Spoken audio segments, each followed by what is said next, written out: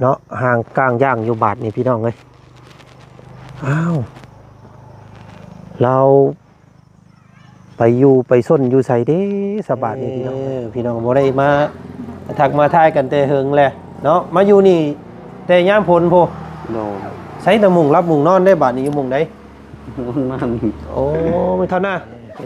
แต่ว่าน้องผู้ที่เพิ่นอยู่ในคุกในค้างนี่ได้ซั่นเราเป็นน้องเราพังความเฮาแต่ว่าเราเป็นบ่านั่นเฮาอยากน้องกระบาลคืออ้วนๆขึ้นโมเมนท้องแล้วบ่จักบ่ อีหลีบ่นี่ท้องบ่ได้จักเดือนแล้วไป8 เดือนแล้วว้าว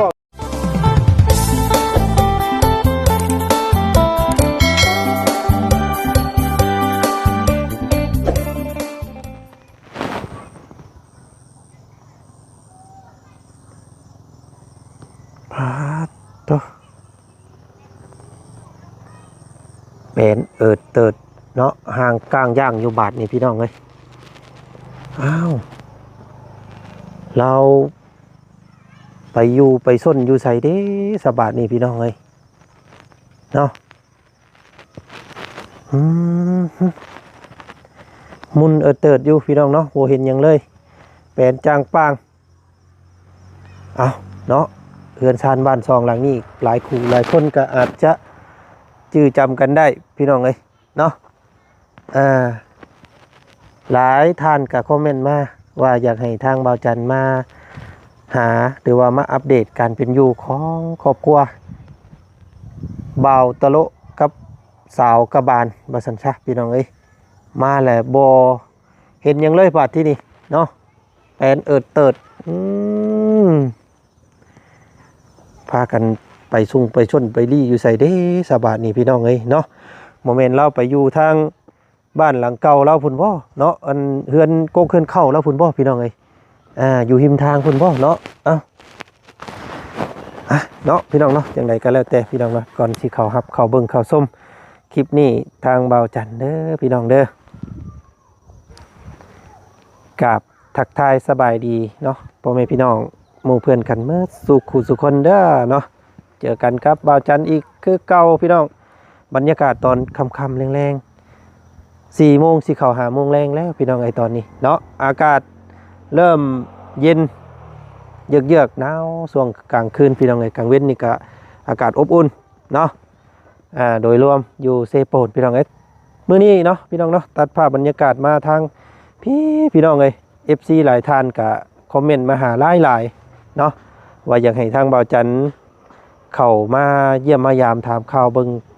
ทางครอบครัวของน้องกระบาลกับตะโลนี่เด้อบ่ซั่นพี่น้อง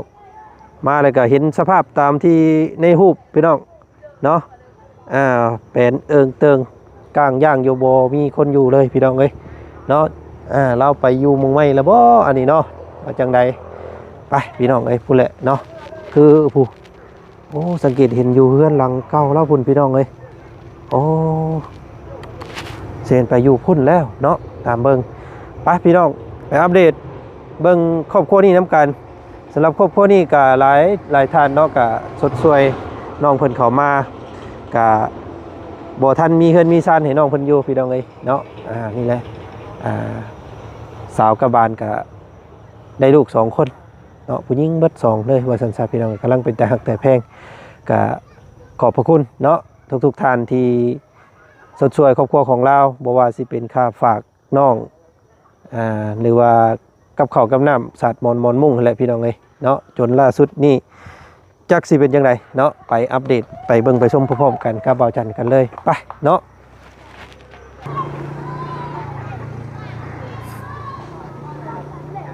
เนาะพี่น้องเอ้ยจังพอจังว่าบ่เห็นเราอยู่พุ่นเป็นกลางปางอยู่พี่กี้นี่พี่น้องเอ้ยเนาะเข้าไปเบิ่งเฮือนหลังนั่นเป็นเฮือนห้างแล้วว่าซั่นพี่น้องเอ้ยเนาะพี่เพิ่นพาลูกพาเต้ามานั่งกอดเข่าอยู่พี่น้องไอ้ทางบ่าวตะโลเฮาเนาะสบายดี อ้าวสบายดีเนาะโอ้ยคอยรถว่าเจ้าฮุบเจ้าหอบไปทางอื่นแหละ มาอยู่นี่ อยู่นี่รถแล้ว เบิ่งเอาเดี๋ยวพังเสียงเนี่ยพังเสียงเนาะเป็นนี่ได้ คือมาแต่เฮิงแล้วอยู่นี่ แต่เฮิงแล้วแต่ฝนตกย้ายมา เป็นหยังขึ้นใหญ่มา เฮือนนั้นอยู่บ่ได้เปียกหมด อ๋อมันดอกมันเปียกเนาะมันพระ บ่มีมองนอน ก็เลย มาใส่บ้านหลังกกหลังเข้านี้ โดย โอ้ยพี่น้องเลยเนาะทางพวกวอจันกับโบได้แวะเวียนเข้ามาเยี่ยมมายามช่วงนี้เนาะ โดย เพราะว่ามาอยู่มื้อก่อนเนี่ยก็มาบ่เห็นไผเนาะสมอยสมีอยู่ก็เลยบ่ได้แวะก็เลยกลายไปเลยพี่น้องเอ้ยเนาะมื้อนี้มีโอกาส FC ผู้ใหญ่ใจดีเพิ่นฝากว่าอยากไปเยี่ยมไปยามถามข่าวเบิ่งน้องกระบาลเพิ่นแน่ว่าซั่นพี่น้องเอ้ยเนาะเฮ็ดไปสังอยู่ใส่เลยลูกเมียอยู่ข้างในพุ่นเฝ้าต้มหน่อไม้อยู่บ่พี่ โอ้เบิ่งอันนี้โอ้ชุมเจ้านอนอยู่แบบซี่เลยบ่ โดย เพิ่นเบิ่งขออนุญาตเด้อ โดย นี่พี่น้องเอ้ยใช่คือเป็นกลางๆอยู่ บ่ได้มีห้องหยังบ่มีบ่ บ่มี เอ้ยสร้างก็จะว่าสะอาดสะอ้างอยู่เนาะมันผลบ่ส่งสิบ่ฮัวเนาะ โดย อันนั้นมงเฮ็ดกินอันนั้นหน่อไม้ตัวพี่น้องนี่เนาะอุ้ยกลางค่ำกลางคืนมันบ่มีงูมีแง่วไต่ขึ้นบ่ บ่มีบ่ ไฟมีบ่นี่ไฟ บ่มี อืม นอนมืด โอ้อันไปเขานั่งน้ำเมียผู้ไปเนาะไปลูกไปเขานั่งในระเบาเขานั่งเขาเบิ่งเฮือนได้บ่เขานั่งในไป เยอะอะไร ระเบาเขาเฮือนนี่เด้อเนาะโอ้เบิ่งพี่น้องเอ้ยเอากลางค่ำกลางคืนมาแต่เครื่องปึ้งไปสิบ่อันนี้ เอาซาดนี่ไป โอ้เอาสารนี้ขังไว้ โดย อ้าวพี่น้องเอ้ยเนาะสบายดีเด้ออันสาวกระบาล ชื่อกันได้อยู่เนาะพี่น้องบ่ได้มาทักมาทายกันแต่เฮิงแหละเนาะมาอยู่นี่แต่ยามฝนโพ โดย ใช้แต่มุงรับมุงนอนได้บาดนี้อยู่มุงใด นั่น โอ้ไม่เท่าหน้า โดย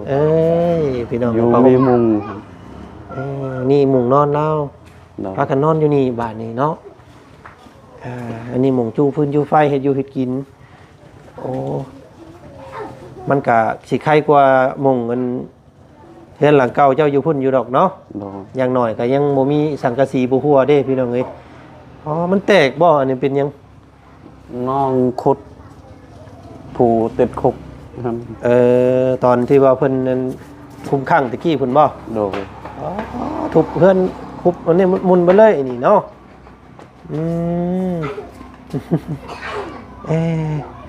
น้องกระบาลคืออ้วนๆขึ้นโมเมนท้องแล้วบ่จักบ่ อีหลีบ่นี่ท้องบ่ได้จักเดือนแล้วได้8 เดือนแล้วว้าบอกง่ายๆแต่ท้องแต่พวกเฮามาเยี่ยมตะกี้เพิ่นซั่นนี่เนาะ ท้องใหญ่หนึงพี่น้องเอ้ยเนาะโอ้ท้องแล้วผู้ลูกผู้ที่3เนาะจังได๋ล่ะบาดนี้พี่น้องเอ้ยไปกวดเบิ่งได้บ่จักได้บ่ผู้หญิงผู้ชาย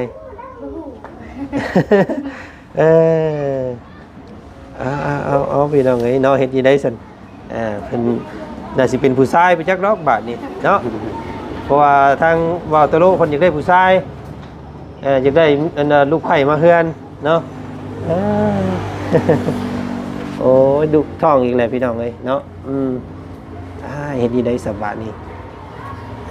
สิวางแผนกันเนี่ยได้สิมีข้าวมีน้ำเลี้ยงดูเพิ่นอยู่บ่พี่น้องเอ้ยเพิ่นออกมานี่เนาะ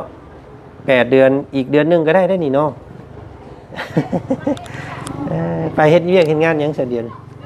บ่มีเวียก บ่มีเวียกเฮ็ดแหละ โดย โอ้พี่น้องลำบากแท้สันนี่เนาะขึ้นกล้วยขึ้นหยังนะเพิ่นคือเก่าบ่ได้ขึ้นนะบ่ บ่ ข้าวน้ำซ้ำปลาได้เฮ็ดมีอยู่มีกินอยู่บ่ยังอยู่บ่ มีน้อยเดียว พี่น้องยังครึ่งยังน้อยหนึงเนาะ โดย ลูกยับก่อนลูกไปทางอื่นก่อนเด้อลูกทางอื่นก่อนไป น้อยหลายซ้ำพี่น้องเอ้ยเนาะผมมีข้าวต้มขนมมาฝากเนาะโอ้ยไปดินทางอื่นก่อนเด้อ กันนอนอยู่นี่พี่น้องใส่เฮือนหลังเก่าอันนี้เป็นเฮือนกกเฮือนเข้าของเจ้าเลยเนาะ โดย เฮือนพ่อเฮือนแม่บ่ โดย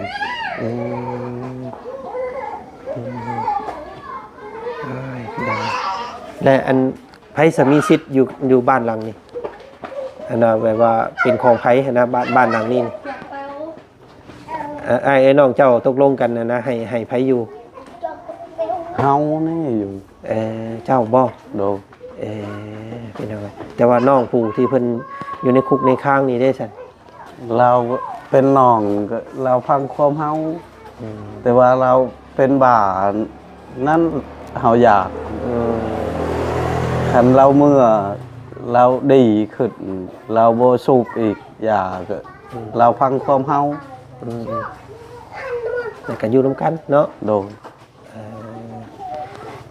โดยพี่น้องเพราะว่าเป็นผู้ชายเด้เนาะมีสิทธิ์เท่ากัน ผู้ใดที่คือว่าแล้วพ่อแม่ก็เสียไปแหละเนาะ โดย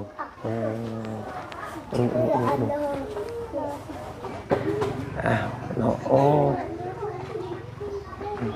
ได้จักเดือนเลยนะอันน้องเจ้าอยู่ทางใน ปีหนึง เข้าปีเลยเนาะ โดย เดี๋ยวตอนที่ว่าเข้าไปฝากเพิ่นตอนนั้นน่ะเพิ่นบอกว่าจะปีก็2บ่ 2 ปี เราพี่น้องเนาะบ่ได้ไปเยี่ยมไปยามหรือว่าไปเบิ่งไปแลแล้วบ่ได้ไปเยี่ยมบ่ บ่ได้เลยบ่มีเงินเราโทรบอกว่าพักเงินกินในเด้อก็บ่มีเงินสิพักนั้นข้าวกินอยู่เฮือนก็บ่มี เนาะเอาตัวเองรอดก่อนนะพี่น้องเอ้ยเนาะอยู่ข้างในถ้าเพิ่นก็สิมีข้าวนั่นเพิ่นเลี้ยงอยู่พี่น้องเอ้ยบ่เป็นหยังเนาะเพิ่นนั่นเจาะเยิงไปป่ะ บัดอยู่เนาะทางอื่นก่อนเยิ่งบ่อีหยังบ่ไปทางอื่นก่อนนี่บ่นี่ใด ป่ะเยิง บ่เยิ่งเนาะบ่เยิ่งก่อนเด้อ เด็กน้อยหลายกลางคืนมาส่งสิแซวอยู่แท้หน้าบ้านเจ้านี่ บ่ เด็กน้อย บ่าวจันมานี่เข้ามาคันบ่าวจัน แต่เข้าบ่ได้มาเนาะ ก็บ่มี ทางอื่นไป ป่าเจาะเยิงเลยพายเอ้ย ไปเนาะพอเฮือนเราต่ำนี่จังไงเนาะรู้ลวงบ่เลยแบบว่าซองเข้ามากับค่ำกลางคืนก็เห็นเบ่เลยเนาะ โดย บ่มีนอกบ่มีในโอ้ตะกี้มันก็เป็นผาแบบนี้เบิดเลยบ่ บ่ตะกี้เขาใส่ตัวนี้ตัวนี้ก็เขาปูเฮือนครัวเฮ็ดเฮือนครัวเบิ่งหั่นแล้วเฮือนครัวน้องเฮามางหมดแล้วมันเฮ็ดแบบนี้แต่กี้มีเฮือนครัวตัวนี้เขาปูเฮือนครัวไป คำว่าเรายังบ่ทันได้เอาเข้าบำรุงบำบัดนี่ยันเบิดแล้วเฮือนหลังนี่เนาะ มัดแล้วตัวนี้ก็มันขุดแล้วมันว่ามีเงินอยู่หั่น โอ้ น้องชายเพิ่นว่ามีเงินอยู่พังอยู่ในรูมให้เพิ่นขุดเนาะ หมด พี่น้องเฮ็ดจังไดล่ะบัดนี้น้องกระบาลก็มีหน่อไม้กินแรงเนาะพี่น้องบ่มีหยังซ้ำเราเว้ากับบ่มีหยังมาสู้อันว่าฝากซ้ำมื้อนี้พี่น้องเนาะมาเยี่ยมเบิ่งมาถามข่าวเบิ่งว่าเป็นนี่ได้อยู่ดีมีแฮงบ่หั่นนะพี่น้องเอ้ยเนาะเพราะว่าหลายคู่หลายคนเพิ่นก็ฝากความคิดฮอดคิดถึงว่าอยากให้มาเบิ่งกันแหละเนาะมาก็โอ้น้องเพิ่นเซอร์ไพรส์พี่น้องเอ้ยเอามีลูกเลย มีลูกอีกคนเลยเด้อว่าซั่นพี่น้องเอ้ยเนาะโอ้ท้องใหญ่แล้วเนาะเอานี่ได้ซั่นเนาะมีแต่ว่าให้คลอดง่ายเนาะใหญ่ไวเด้อปลอดภัยทั้งแม่และลูกเด้อเนาะผู้ใดโอกาสหน้าสิมาเยี่ยมเบิ่งน้องหลานน้อยใหม่อีกพี่น้องเอ้ยเนาะไปเบิ่งแนวกินก่อนโอ้บ่จันซื้อเพราะมันซื้ออีหยังก็มันเผากับหน่อไม้คือกันเนาะเอาบ่หน่อไม้เอาบ่เพิ่นปอกเรียบร้อยเลยแล้วเบาบ่ได้เมื่อบ้านยันมันบูดถิ่มซื่อๆเอาเนาะเดี๋ยวแป๊บนึงเด้อถ้าแป๊บนึงเด้อบ่มีหยังมาต้อนซ้ำมื้อนี้พี่น้องเอ้ยอ้าวเนาะโอเคพี่น้องเอ้ยโอ้ย มื้อนี้ว่าจันไปอุดหนุนน้องน้อยเพิ่นน้ำข้างทางหั่นย่านมันบูดถิ่มซื่อๆเนาะฝากให้เจ้าอันต้มแกงเนี่ยเด้อ โดย เนาะพี่น้องเอ้ยเอาไว้อันนี้มันเผาเนาะเอาไว้ให้น้องๆเพิ่นกินเนาะบ่มีหยังมาต้อนมื้อนี้ โดย เสื้อผ้าเสื้อแพรลูกเพิ่นก็ลูกอันซื้อได้ใดก็พุ่นน่ะ ศาลา อาลา ศาลา ศาลา โดย อันศาลาเนาะพุ่นน่ะเนาะ โดย ผู้นี้ มีนา มีนาใหญ่เบิดเลยพอมีแต่จักสิบอกได้ใดเนาะ พอสิบอกให้พ่อเลิกบัดนี้ก็เนาะบอกยากเลยพี่น้องเอ้ยเนาะมีแต่สุดแล้วแต่สุดเจ้าหั่นแหละมีแต่อยากแนะนำ3คนพอดีแล้วเด้อ โดย เนาะพอดีแล้วบัดนี้ได้ลูกอีกผู้นี้พอเนาะ ได้ผู้ขอให้ได้ผู้ชายแต่พอเด้อพอดีแล้วนี่มันโอ้หลายคนเนี่ย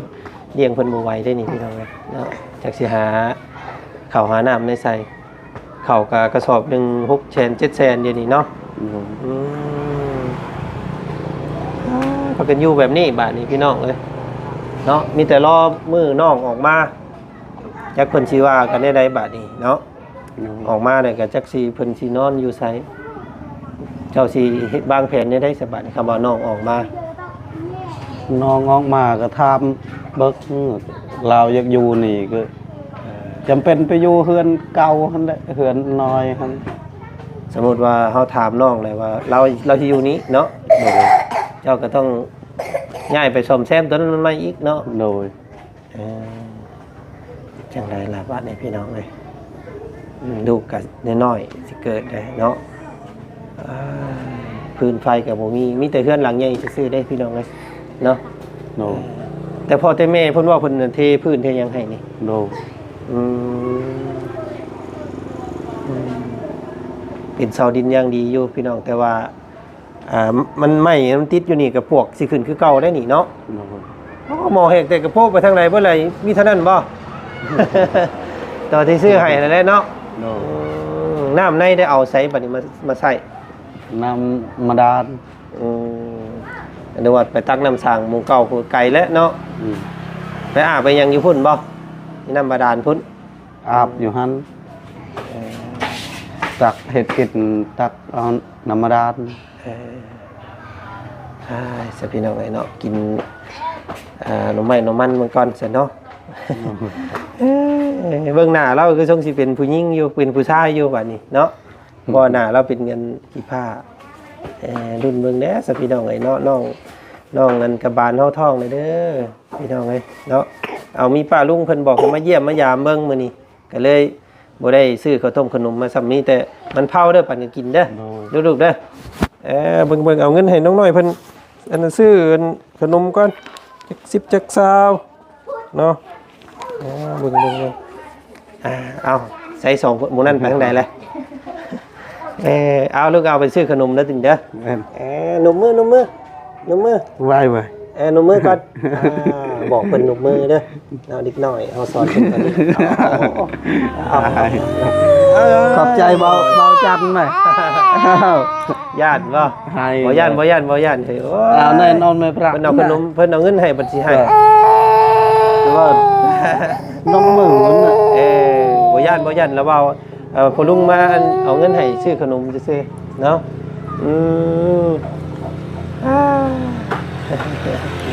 เอาซะเนาะพากันเฮ็ดอยู่เฮ็ดกิน สละเอาไปไหน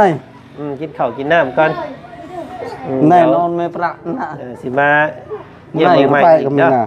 เดี๋ยวสิมาเยี่ยมเมืองใหม่เด้อบัดนี้เด้อ แต่เรา พากันนอนแต่เสื้อแต่ศาสตร์หั่นอยู่หั่นเนาะ โดย ระวังขี้เข็บไม่งอดไตหาเด้อกลางคืนมาเนาะพยายามเห็น ลายเถื่อมันตอดลาย ยันจะต่อเด็กน้อยหั่นแหละผู้ใหญ่ใครอยู่ดอกเนาะ โดย สภาพเฮาแล้วกันถ้าว่าเฮามีเงินมีหยังเนาะ โดย ก่อขึ้นก็ได้พี่น้องเอ้ยเป็นเฮือนขนาด9 ต้นเนาะนี่ก็เป็นหน้าบ้านพี่น้องเอ้ยหน้าบ้านมันอันนี้ขายเครื่องขายของก็ได้เนาะถ้าว่ามี หัวคิดผลิตสร้างหรือว่ามีเงินมีคำนะพี่น้องเอ้ยเนาะเอาจังไดก็สู้ๆเด้อน้องกระบาลเด้อเนาะรักษาตัวเองเด้ออย่าเฮ็ดหนักเด้เนาะหามน้ำหามในนักโอ้ยพี่น้องไอ้ล่มมาเลยอันตรายเนาะมีแต่มื้อหน้าสิมาดินน้ำใหม่เด้อตะโลเด้อเนาะสบายดีเนาะมาดินน้ำมาแวะเอิงพี่น้องไอ้ผ่านมาทางนี้พอดีเนาะเอานี่ขึ้นบ๊ายบายเด้อบ่ยันเด้อไปป้าก่อนโอ้ยพี่น้องมีสมาชิกใหม่มาเพิ่มอีกแล้วเนาะเดี๋ยวมื้อหน้าสิมาดินน้ำใหม่เนาะนี่เป็นเพิ่นปักอันนี้ไว้ให้เรียบร้อยพี่น้องเนาะนี่อันนี้ก็นานพักน้องเพิ่นโอ้สภาพเพื่อนซ่านของเราก็ได้พี่น้องเนาะแต่ก็ถอนหายใจน้ำพี่น้องก็พี่หมุนแล้วเพื่อนเราก็ได้เนาะทางนี้เอาพี่น้องกะสุดแต่บุญวาสนาหรือว่ากรรมของทางครอบครัวน้องเพิ่นละกันเนาะใหญ่มาลูกก็สิเกิดมาอีกพี่น้องไงเนาะอ้ายก็สิออกมาจักสิว่ากันได้ใดในภายภาคหน้านะเนาะคำว่าน้องสิเอาโมงนี้แล้วก็สิย้ายไปหมู่เมืองเก่าแล้วพี่น้องไงหากก็ครบรอบปีนึงเนาะตอนที่จ้างตอนที่เฮามอบเงินให้เพิ่นตอนนั้นนั่นเพิ่นว่า2 ปีเนาะยังอีกปีนึงบาทนี่เอาจังได๋ก็ฝากพ่อแม่พี่น้องเบิ่งพิจารณาเนาะพี่น้องเนาะก็ทางบ่จันมาหาให้เด้อพี่น้องเด้อทางครอบครัวของตะโลกับกระบาลเนาะเอาไปเบิ่งไปชมกันอีกคลิปหน้าแล้วกันขอบคุณขอบใจหลายๆพี่น้อง